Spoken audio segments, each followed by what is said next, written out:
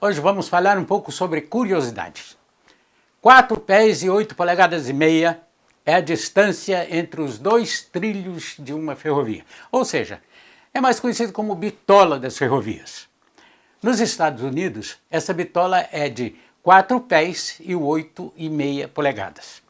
Agora, você sabe por que esse número foi utilizado? 4 pés e 8,5 polegadas? Não sabem? Então vou explicar. Porque era esta a bitola das ferrovias inglesas. E como as ferrovias americanas foram construídas pelos engenheiros ingleses, esta foi a medida que os engenheiros adotaram.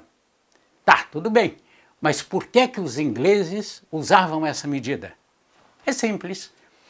Porque as empresas inglesas que construíam os vagões eram as mesmas que, antes das ferrovias, construíam as carroças e utilizavam as mesmas ferramentas para construir os trens.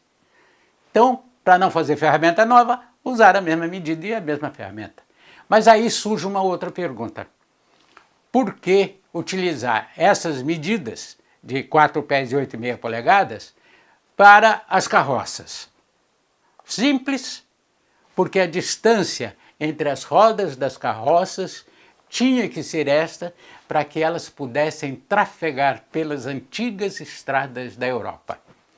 E qualquer carroça que tivesse uma medida acima de 4 pés e 8 polegadas e meia, simplesmente não cabiam nas estradas e não poderiam trafegar.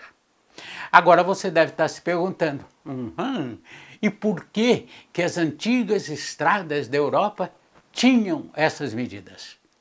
Uma boa pergunta. As antigas estradas da Europa tinham essas medidas porque as estradas foram abertas pelo antigo Império Romano à época de suas conquistas. E essas medidas foram baseadas nas antigas bigas romanas, aquelas carrocinhas das batalhas aí dos filmes épicos. Mas por que as medidas das bigas romanas foram definidas desse tamanho? Porque foram feitas para acomodar 2 bundas de cavalos, uma ao lado da outra. Mas não para por aí a curiosidade. Tem mais. O ônibus espacial americano. O ônibus espacial utiliza 2 tanques de combustível sólido. Esse combustível é conhecido pela sigla de Solid Rocket Booster, SRB. Esses tanques são fabricados pela ATK Tiokol, no estado americano de Minnesota. Então, os engenheiros que projetaram esses tanques, eles queriam fazê-los maiores, queriam fazê-los largos, para que coubesse bastante combustível, mas eles tinham a limitação dos túneis das ferrovias, por onde esses tanques seriam transportados até o local de lançamento dos foguetes.